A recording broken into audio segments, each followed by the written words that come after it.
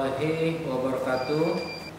Adapun hal-hal itu, yaitu kami masih melihat khususnya di pasar-pasar, Bapak Ibu, teman-teman, saudara-saudara kami semua, yang mana di pasar ini suasana yang begitu ramai, suasana kerumunan-kerumunan yang begitu ramai, yang mana suasana ramai ini sangat memungkinkan penularan COVID-19 ini dengan cepat. Apalagi saudara-saudaraku, Bapak Ibu sekalian, tidak menggunakan masker, dan bahkan sedikit sekali yang menggunakan masker, belum sampai 50% atau belum sampai separuh dari pengunjung pasar, baik pembeli ataupun penjual yang menggunakan masker.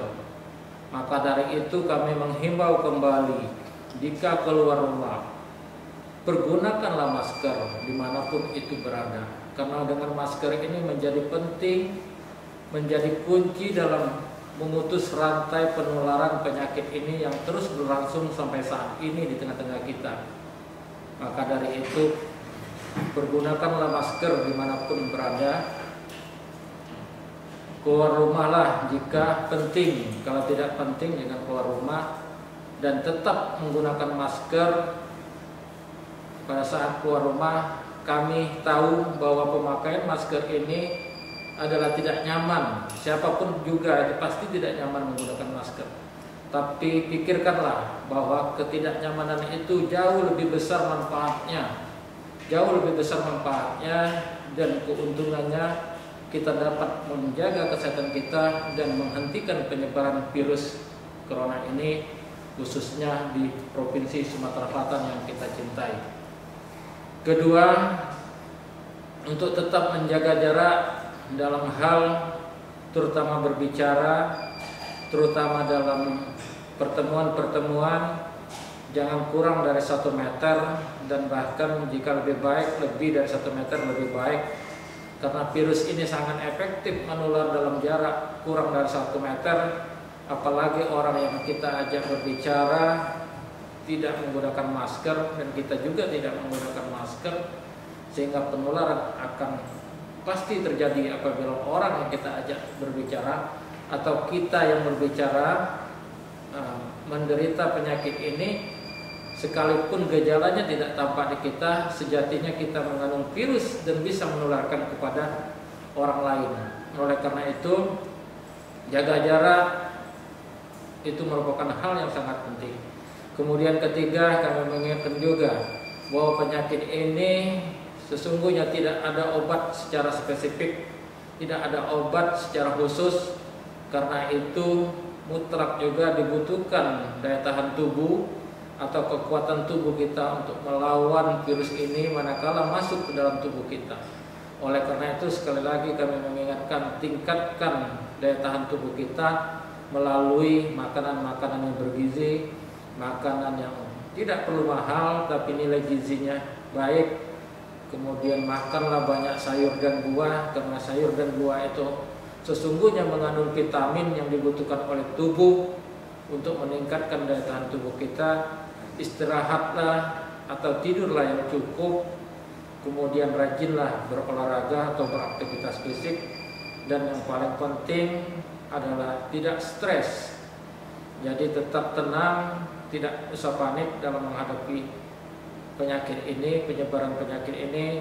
Patuhi aturan yang telah ditetapkan pemerintah, laksanakan himbauan yang telah ditetapkan oleh pemerintah. Kita yakin dengan disiplin, dengan kebersamaan, kita bisa menghentikan penyebaran virus ini di provinsi yang kita cintai ini. Kemudian terakhir, kami akan menyampaikan perkembangan virus coronavirus disease ini yang lebih dikenal dengan COVID-19 per hari ini, Jumat tanggal 1 Mei tahun 2020 sebagai berikut. Pertama yaitu ODP atau yang lebih dikenal dengan orang dalam pemantauan, yang sampai hari ini total berjumlah 4.048 orang. Kemudian dari 4.048 orang tersebut telah selesai dilakukan pemantauan sebanyak 2.315, kemudian yang masih dalam pemantauan sebanyak 1.733 orang. Kemudian selanjutnya yaitu PDP atau pasien dalam pengawasan yang total keseluruhan sampai hari ini berjumlah 213 orang. Kemudian selesai dilakukan pengawasan sebanyak 121 orang, proses pengawasan sebanyak 92 orang, penambahan PDP pada hari ini 14 orang. Jadi PDP ini terus bertambah, artinya di tengah-tengah kita penyakit ini mulai banyak bertambah, mulai banyak berkembang di tengah-tengah kita. Maka itu yang kami himbaukan sekali lagi, kami ingatkan sekali lagi, tetaplah patuhi aturan pemerintah tadi, laksanakan himbauan yang diberikan oleh pemerintah. Kemudian yang ketiga yaitu sampel atau spesimen yang diperiksa di laboratorium sampai hari ini berjumlah 945 orang. Sebagian besar terdiri dari OTG atau orang tanpa gejala, adalah orang yang tidak mempunyai gejala tetapi mempunyai riwayat kontak dengan orang yang dinyatakan positif terinfeksi COVID-19, yaitu sebanyak 638 orang. Kemudian PDP sebanyak 243 orang, ODP sebanyak 64 orang. Jumlah sampel positif sebanyak 156, kemudian jumlah sampel negatif sebanyak 176, dan masih dalam proses pemeriksaan sebanyak 613 orang. Jadi dari data tersebut di atas, kita pada hari ini yaitu mengalami penambahan kasus konfirmasi baru COVID-19 sebanyak 6 orang.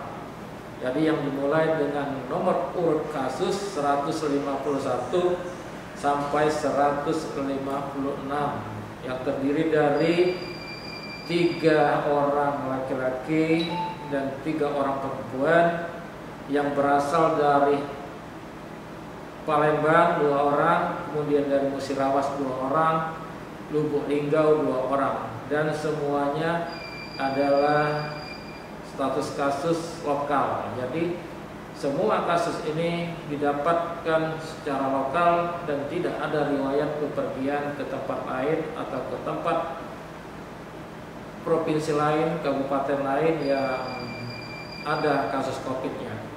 Kemudian untuk kasus konfirmasi sembuh total pada hari ini sebanyak 29 orang, yang dari semula berjumlah 23 orang, sehingga kita pada hari ini